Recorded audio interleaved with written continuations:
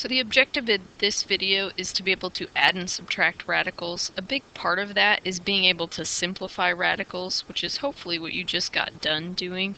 So we'll go ahead and get started. To add and subtract radicals, you have to have what is called like radical terms. In order to be like radical terms, they have to have the exact same root. So here, each of these would be the square root, so that part's good. They also have to have the same radicand. The radicand is the number inside the radical symbol. So the radicand on this first one is 3. The radicand on the second one is 27. So those are not currently like radical terms. So the way it stands right now, I can't do anything with them, but I can look and see if I can simplify them. Once you simplify your radicals, you might find that you still have like radical terms then. So 3 square root 3 cannot be simplified. I'm going to leave that exactly as it is. When I move on to 3 square root 27, square root of 27 can be rewritten as 9 times 3. Since 9 is a perfect square, we're looking for a perfect square that goes into 27. So this is 3 square root 3 minus 3. The square root of 3 is 3, so that's times 3. And then I still have the square root of 3. So I still haven't done anything with this 3 square root of 3. 3 times 3 is 9. So 3 minus 9 is negative 6 square root 3.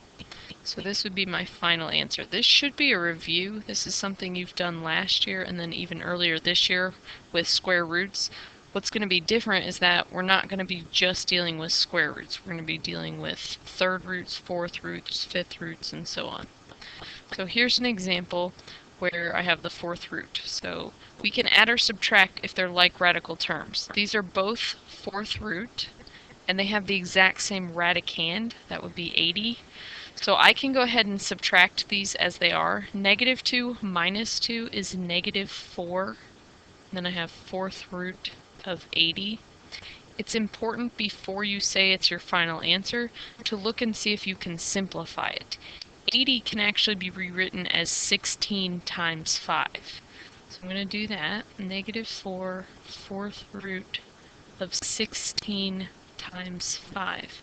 The importance of writing this as 16 times 5 is that 16 is 2 to the fourth. So the fourth root of 16 is 2. So this would be negative 4 times 2. And then I have the fourth root of 5. Negative 4 times 2 is negative 8. Fourth root 5. So earlier I gave you a list of all of the powers that you should know. So 16 was on your list. So if you're trouble like breaking this down, look for the numbers on your list that go into 80 evenly. So some of them might be numbers squared. A good hint would be we would ideally like to have something to the fourth power that goes into 80. So check all of your numbers that are numbers to the fourth to see if those numbers go into 80. And since 16 does, then I can take the 16 and make that a 2 on the outside. So here's another example where I do not currently have like radical terms. They're both to the third root, but the radicand in the first one is 81 and 24 in the second one. So my next step would be to rewrite these, to simplify them.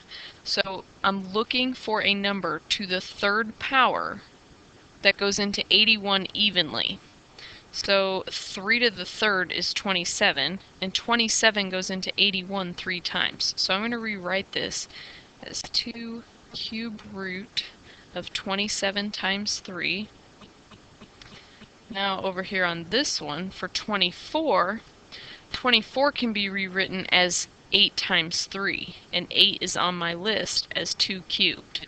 So this I'm going to rewrite as 8 times 3.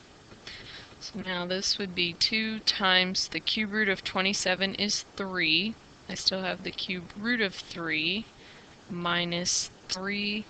The cube root of 8 is 2. And then I still have the cube root of 3.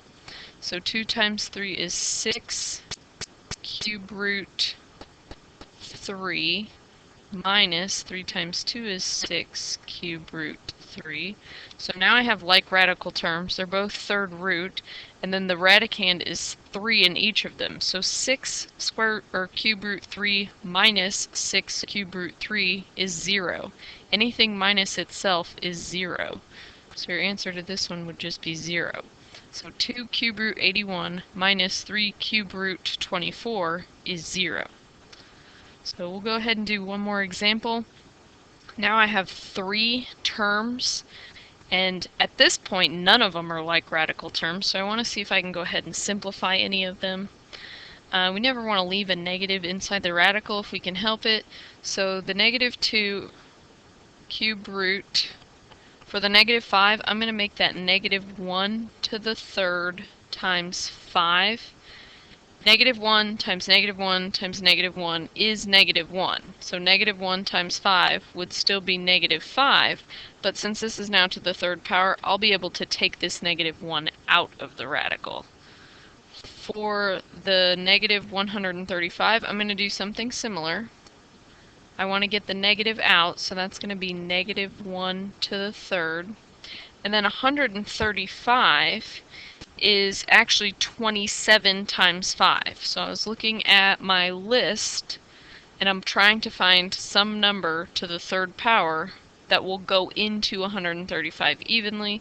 So that would be 27 times 5 minus the third root of 2. So now I have negative 2 times the negative 1 is coming out. Then I still have the cube root of 5 plus 2 times the negative 1 is coming out. The cube root of negative 1 is negative 1. The cube root of 27 is 3. And then I still have a cube root of 5 minus 3, or the third root of 2. So negative 2 times negative 1 is positive 2 cube root 5. 2 times negative 1 times 3 is negative 6 cube root 5 minus cube root of 2. So I have 3 terms here. 2 of them are like radical terms. This is cube root of 5 and cube root of 5. Those are like radical terms. So I can add these 2 together, or subtract them in this case. 2 minus 6 is negative 4 cube root 5. And then I also have minus the cube root of 2. Even though these are both cube roots, they do not have the exact same radicands. So 5 and 2 are not the exact same number, so there's nothing I would be able to do to simplify those. I would have to leave that as 2 terms, and that's okay. So hopefully you now know enough that you'll be able to add and subtract radicals, and you can go ahead and do the assignment on the right.